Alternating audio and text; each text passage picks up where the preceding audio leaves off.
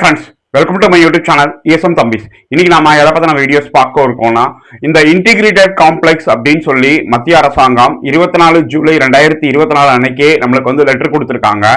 அந்த லெட்டர் நிறைய பேருக்கு தெரியாம இருக்கு. நிறைய அசோசியேஷன் இதை பத்தி ஒரு சில முயற்சி பண்ணிட்டு அதுக்கப்புறம் விட்டுறாங்க. நிறைய பேர் நம்மகிட்ட கேட்குறாங்க, சார் இதுக்கான ரூல்ஸ் என்ன, இது என்ன சொல்லியிருக்காங்க மத்திய அரசாங்கம், எவ்வளவு பணம் கொடுக்குறேன்னு இருக்காங்க அப்படிங்கிறது தான். ஆல்ரெடி இந்த வீடியோ போட்டு நம்ம சொல்லியிருக்கோம். திரும்பவும் நிறைய பேருக்கு தெரியாததால இந்த வீடியோ நம்ம திரும்ப போட்டு சொல்றோம். வாங்க வீடியோக்குள்ள போகலாம். வீடியோ பிடிச்சிருந்தா லைக் பண்ணுங்க, ஷேர் பண்ணுங்க, முடிஞ்ச அளவுக்கு இந்த தகவலை அனைவருக்கும் பகிருங்க. ஏன்னா இது ரொம்ப இம்பார்ட்டன்டான ஒரு வீடியோ. ஃப்ரெண்ட்ஸ், இந்த இன்டிகிரேட்டட் காம்ப்ளெக்ஸ் அப்படின்னு சொல்லி இந்த கான்செப்ட் வந்து மத்திய அரசாங்கம் கொண்டு வந்திருக்காங்க. அதுக்காக 24 ஜூலை 2024 கிட்டத்தட்ட ஒரு 2 வருஷத்துக்கு முன்னாடியே அவங்க வந்து லெட்டர் கொடுத்துருக்காங்க. இப்படி ஒரு காம்ப்ளெக்ஸ் வேணும், அதாவது CSD, ECHS, அதுக்கடுத்து சானிக் ரெஸ்ட் ஹவுஸ், அதுக்கடுத்து ஸ்போர்ட்ஸோட சென்டர், இந்த மாதிரி முன்னாள் ராணுவ வீரர்கள் சம்பந்தப்படக்கூடிய அலுவலகங்கள் எல்லாருமே ஒரே இடத்துல இருக்கணும், தனித்தனி இடத்துல இருக்கக்கூடாது. இது எல்லாமே ஒரே இடத்துல, ஒரே காம்ப்ளெக்ஸா ஒரே இடத்துல இருக்கணும். அப்படி இருந்துச்சுன்னா வயசானவங்க வந்து ஒரே நேரத்துல எல்லாத்தையும் ஆக்சஸ் பண்ணிட்டு போயிருக்கலாம். இப்போ ஒரு வயசானவங்க வந்து ஹாஸ்பிட்டல் வராங்க, ECHS வராங்க அப்படின்னா அவங்க ஜில்லா சைனிக் போர்டுக்கும் போய்க்கலாம், அவங்க CSDக்கும் போய்க்கலாம், அவங்க இந்த மாதிரி ஸ்பாட்ஸ்ல இருக்க குறைகளும் சந்திச்சுக்கலாம். இல்ல கேன்டீனுக்கு வந்தாங்கன்னா மாத்திரையும் வாங்கிக்கலாம், கேன்டீன்ல பொருளும் வாங்கிக்கலாம். இல்ல ஜில்லா சைனிக் போர்டுல ஏதாவது அவங்களுக்கு ஒரு வேலைகள் இருந்தது, ஸ்போர்ட்ஸ் ஆபீஸ்ல ஏதாவது வேலைகள் இருந்தது அப்படின்னா ஒரே நேரத்துல எல்லா பக்கமும் அவங்களுக்கு அக்சஸ் பண்ற ஒரு வாய்ப்பு இருக்கு. இதுக்காக ஒவ்வொரு இடத்துக்கும் அவங்க பஸ் பிடிச்சு போய் வச்சு அலைஞ்சு செய்யணும்னு அவசியம் கிடையாது. ஒவ்வொருத்தரும் ஒவ்வொரு இடத்துல இருந்தாங்க அப்படின்னா அதை அலையணும், இதை தவிர்க்கணும் அப்படின்னு சொல்லிதான் இந்த கான்செப்டே மத்திய அரசாங்கம் கொண்டு வந்தாங்க. ஆனா ஒரு சில பேர் தனி சுய லாபத்துக்காக நம்ம தமிழ்நாட்டுல இதை வந்து வரவிட மாட்டேன்றாங்க. இப்போ உதாரணத்துக்கு ஒரு CSD இருக்கு, இல்ல ECHS இருக்கு அப்படின்னா அது மேக்சிமம் வந்து வாடகை கட்டடத்துல இருக்காங்க. அந்த வாடகை கட்டடத்துக்கு மாதம் மாதம் ஒரு லம்சம் அமௌண்ட் வாடகையா கொடுக்கணும். அந்த வாடகை யாரோட பில்டிங் அப்படின்னு நீங்க விசாரிச்சு பாத்தீங்கன்னா அது அங்க இருக்கிற ஒரு முக்கியமான ஆட்களோட பில்டிங்கா இருக்கும். அந்த பில்டிங்கை விட்டு அவங்க போக விடக்கூடாது, ஏன்னா போனா அவங்களுக்கு மாதம் மாதம் கிடைக்கக்கூடிய வருமானம் போயிடும். அப்படிங்கிறதுக்காக அங்க போக விடாம, இந்த கான்செப்டை பத்தியே பேச விடாம நீங்க ஏதாவது போய் மனு கொடுத்தீங்க இல்ல வேற ஏதாவது செஞ்சீங்க அப்படின்னீங்கன்னா அதுக்கு தடுக்கிறதுக்கு பல்வேறு விதமான அவங்க சைட்ல இருந்து பண்ணக்கூடிய எல்லா விதமா பண்ணி சரி பண்ணிடுறாங்க. இப்ப இந்த பில்டிங்ல போகும்போது பாத்தீங்கன்னா கிட்டத்தட்ட 5 வருஷம் 7 வருஷமா ஒரே இடத்துல அவங்க இயங்கிட்டு இருப்பாங்க. 7 வருஷத்துக்கு முன்னாடி இருந்த ஸ்ட்ரென்த்துக்கும் 7 வருஷத்துக்கு அப்புறமேல இருக்க ஸ்ட்ரென்த்துக்கும் வித்தியாசம் இருக்கு. வருஷம் முன்னாள் ராணுவ வீரர்கள் கூடிக்கிட்டே தான் போறாங்க, குறைய மாட்டாங்க. அப்ப அந்த ஸ்ட்ரென்த்துக்கு ஏற்ற மாதிரி அந்த பில்டிங் அன்னைக்கு பிடிச்சிருப்பாங்க, இன்னைக்கு அது பத்தாம இருக்கும். இருந்தாலும் அதே பில்டிங்லயே அவங்க ரன் பண்ணணும்னு சொல்லி கட்டாயப்படுத்துறாங்க. ஒரு சில பில்டிங் பாத்தீங்கன்னா 2வது மாடியில இருக்கு, முதல் மாடியில இருக்கு, வயசானவங்களால ஏறி போக முடியல.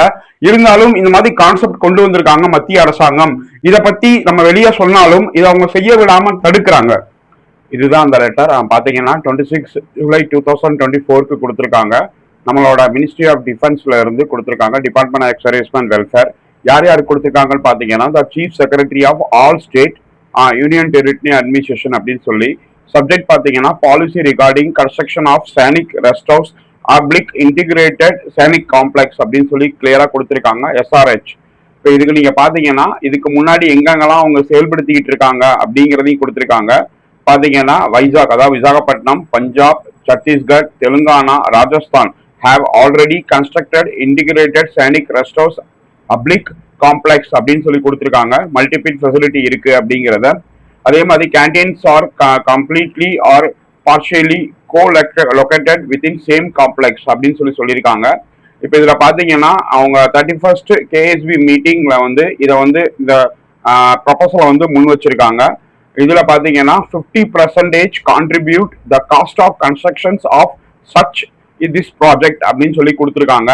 இப்ப நம்ம ஸ்டேட் கவர்மெண்ட்ல இருந்து என்னென்ன அவங்க கொடுக்கணும் அதையும் அவங்க கொடுத்துருக்காங்க. இப்ப தமிழ்நாடு கவர்மெண்ட் அவங்க இருக்காங்கன்னா தமிழ்நாடு கவர்மெண்ட்ல இருந்து land to be provide free of cost by state government, இலவசமா அவங்களுக்கு வந்து இடம் கொடுக்கணும். அடுத்து வந்து constructions to be executed by respective state government union territory though it is own and notified agency, அதாவது நம்மளோட PWD மூலமா கட்டி கொடுக்கறதுக்கான ஏற்பாடு பண்ணணும். காஸ்ட் ஆஃப் கன்ஸ்ட்ரக்ஷன்ஸ் வந்து 50% சென்ட்ரல் கவர்மெண்ட், 50% நம்மளோட ஸ்டேட் கவர்மெண்ட் அப்படிங்கிற பேசிஸ்ல அது வந்து செய்யணும். ஓனர்ஷிப் த பில்டிங் யார்கிட்ட இருக்கும்னா Rajya Sainik board and state கவர்மெண்ட்ல இருக்கும் இந்த பில்டிங்கோட ஓனர்ஷிப். அதுக்கடுத்து மெயின்டெனன்ஸ் ஆஃப் த பில்டிங் அப்படின்னு சொல்லி பாத்தீங்கன்னா இது வந்து to be undertaken by respective RSB and state government கிட்ட இருக்கும் அப்படின்னு சொல்லியிருக்காங்க. அதே மாதிரி தான் இப்போ இந்த பில்டிங் வந்து நம்மளை கட்டி கொடுத்தாங்க அப்படின்னா நிறைய பேருக்கு இது வெல்ஃபேரா இருக்கும். ஆனா இதை வந்து செய்யறதுக்கு ரொம்ப பேருக்கு இங்க மனசு இல்லாம இருக்கு. அதே மாதிரி இதை ரன் பண்றதுக்கான யாருக்கிட்ட இருக்கணும் கிளியர் கட்டா கொடுத்துருக்காங்க. மேக்சிமம் ஸ்டேட் கவர்மெண்ட் கிட்ட தான் இருக்கு. அதே மாதிரி இதோட ஏரியா எவ்வளவு ஏரியா இருக்கணும் அப்படின்னு ஆஸ் பர் உங்களோட டிபெண்டன்சியை வச்சு, அதாவது எவ்வளவு ஸ்ட்ரென்த் உங்களுக்கு இருக்காங்க அதை வச்சு நீங்க முடிவு பண்ணிக்கோங்க அப்படிங்கிறதையும் அவங்க சொல்லியிருக்காங்க. கம்மியான ஸ்ட்ரென்த்துக்கு கம்மியா செஞ்சுக்கோங்க, ரொம்ப அதிகமான ஸ்ட்ரென்த் இருக்குன்னா அதுக்கேற்ற மாதிரி நீங்க கட்டிக்கோங்க. அதே மாதிரி ஃபைனான்சியல் கேப்பிங் அப்படிங்கிறதையும் அதையும் கிளியரா கொடுத்துருக்காங்க. அதாவது கிட்டத்தட்ட ஒரு 10 கோடி ரூபாய் வரைக்கும் உங்களுக்கு வந்து நீங்க வந்து இதை செஞ்சுக்கலாம் அப்படின்னு சொல்லியிருக்காங்க. இப்போ இதுக்கு வந்து எல்லாமே அவங்க வந்து கிளியர் கட்டா லெட்டர் கொடுத்து எல்லாமே பண்ணி, ஆனா மேக்சிமம் தமிழ்நாட்டில் இருக்க ஜிலாசனிக் போர்டு இதுல வந்து ஒரு சில பேர் அவங்க வந்து லெட்டர் எழுதி இடங்கள் தேர்வு செஞ்சுக்கிட்டு இருக்காங்க. ஆனா நிறைய பேர் இதை வந்து அப்படியே மறந்துட்டாங்க அப்படிங்கறதான் நிதர்சனமான உண்மை. இப்ப பாத்தீங்கன்னா இந்த லெட்டர்ல கிளியரா கொடுத்திருக்காங்க. 24 ஜூலை 2024 அன்னைக்கு ஃப்ரீ ஆஃப் காஸ்ட், அதாவது மாநில அரசாங்கம் இடம் மட்டும் ஃப்ரீ ஆஃப் காஸ்டா கொடுத்தா போதும். இடம் கொடுத்துட்டீங்கன்னா அதுக்கான பணம் எவ்வளவு செலவாகுமோ எக்ஸ்பெண்டிச்சர்ல பாதி காசு 50% மத்திய அரசாங்கம் ஏத்துக்கிறோம், 50% மாநில அரசாங்கம் அவங்க கொடுத்தா போதும். இப்ப மாநில அரசாங்கம் போகும்போது அவங்களோட கஜானால இருந்து எடுத்து கொடுக்க தேவையில்லை. ஆல்ரெடி பிளாட் டே ஃபண்ட் கொடிநாள் நிதி நம்ம தமிழ்நாட்டில் நிறைய இருக்கு. அந்த கொடிநாள் நிதியில இருந்து அவங்க சாங்ஷன் பண்ணாலே போதும். இது வந்து முன்னாள் ராணுவ வீரர்களுக்கு நிறைய ஒரு விஷயங்கள் ஒரே இடத்துல கிடைக்கிறதுக்கு ஒரு மிகப்பெரிய ஒரு வாய்ப்பு. ஒரு சில பேர் தடுக்க விரும்புறாங்க. ஏன்னா அவங்களுக்கு இதுல ஒரு சுய லாபம் இருக்கு. கேண்டீன் அங்க இருந்தா அவங்களுக்கு ஃபெசிலிட்டிஸ் கிடைக்குது, இசிஎஸ் அங்க இருந்தா அவங்களுக்கு ஃபெசிலிட்டி கிடைக்குது, வாடகை வருமானம் வருது. நம்ம தமிழ்நாட்டில் இருக்க நிறைய அசோசியேஷன் இருக்கு. இப்ப நம்ம சங்கங்களின் சங்கமா கோர் டீமா உருவாக்கிக்கிட்டு இருக்கோம். நம்மளோட நோக்கம் இதை வந்து ஒரே காம்ப்ளெக்ஸா கொண்டு வரணும். ஏன்னா மாநில அரசாங்கம் 50% கொடிநாள் நிதியில் நம்மள ஆல்ரெடி பணம் இருக்கு. மத்திய அரசாங்கம் 50% கொடுக்குறேன் அப்படின்னு சொல்லியிருக்காங்க. லேண்ட் மட்டும் கொடுத்தா போதும். அரசாங்கம் வந்து நம்மளுக்கு ஒரு இடத்துல லேண்ட் கொடுத்தாங்கன்னா நம்மளே அந்த பில்டிங்கை வந்து கன்ஸ்ட்ரக்ட் பண்ணிக்கலாம். நம்மளுக்கு எப்படி தேவையோ ஒரே இடத்துல ஒவ்வொரு மாவட்டத்துக்கும் அவங்களோட இசிஎச்எஸ், அவங்களோட சிஎஸ்டி, அவங்களோட ஜிலாசனிக் போர்டு, அவங்களோட ஸ்போர்ட்ஸோட சென்டர், இல்ல நம்மளோட ஜவான் பவன் இருக்கு பாத்தீங்களா, இது எல்லாமே ஒரே காம்ப்ளெக்ஸா இருந்தாங்க அப்படின்னீங்கன்னா ஆக்சஸ் பண்றதுக்கும் செய்யறதுக்கும் ரொம்ப ஈஸியா இருக்கும். ஆனா இதை வரவிடாம நிறைய பேர் சதி செஞ்சு தடுக்கிறாங்க. இதுதான் இங்க ரொம்ப பெரிய கஷ்டமா இருக்கு. நம்ம என்னதான் போய் மனு கொடுத்தாலும், என்னதான் போய் லெட்டர் கொடுத்தாலும் இந்த கான்செப்டே அவங்க உடைக்கிறாங்க. சார் இங்கேயே நாங்க கம்ஃபர்டபுளா இருக்கோம், இங்கேயே நாங்க இருக்கோம், இந்த இடமே எங்களுக்கு ஓகே அப்படின்னு சொல்லி அதை வேணாங்கிற மாதிரி அந்த மனுவை வந்து கிடப்புல போறதுக்கு முயற்சி பண்ணிக்கிட்டே இருக்காங்க. தொடர்ந்து நம்ம வந்து முயற்சி பண்ணுவோம். தமிழ்நாட்டில் இருக்க அனைத்து சங்கங்களோட கோரிக்கை இதுதான். ஏன்னா இந்த கான்செப்ட் வந்து ரொம்ப நல்ல கான்செப்ட். இதுக்கான ஃபண்டும் மத்திய அரசாங்கம் பாதி கொடுத்துட்றாங்க, மாநில அரசாங்கம் இடம் கொடுத்துட்டாங்க, பிளஸ் கொடிநாள் நிதியில இருந்து பணம் வந்துருச்சு அப்படின்னா பில்டிங் ரெடி ஆயிடும். அதுக்கடுத்து ஜஸ்ட் மெயின்டெனன்ஸ் காஸ்ட் மட்டும்தான்.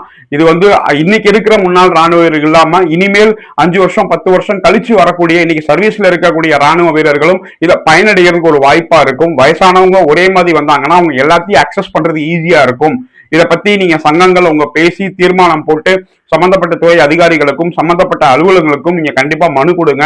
தொடர் கோரிக்கை வச்சீங்கன்னா ஒவ்வொரு மாவட்டத்திலையும் இந்த மாதிரி ஒரு இன்டிகிரேட்டட் காம்ப்ளெக்ஸ் உருவாக்குறதுக்கு ஒரு மிகப்பெரிய ஒரு வாய்ப்பா இருக்கும். இப்ப நீங்க பஞ்சாப், ராஜஸ்தான், ஹரியானா இங்கெல்லாம் போனீங்கன்னா அங்க இதை அவங்க கண்டிப்பா முயற்சி பண்ணி எடுத்துட்டு வந்து அங்க செஞ்சிருக்காங்க.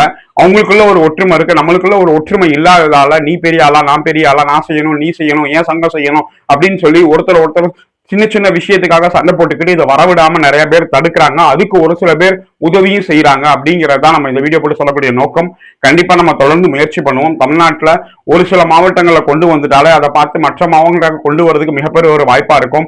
எந்தெந்த மாவட்டத்தில் சிஎஸ்டி, இசிஎச்எஸ் வாடகை கட்டிடத்துல இயங்குதோ தன்னோட சொந்த கட்டிடத்துக்கு போறதுக்கு ஒரு மிகப்பெரிய ஒரு வாய்ப்பா இருக்கும் இந்த லெட்டர் மூலமா.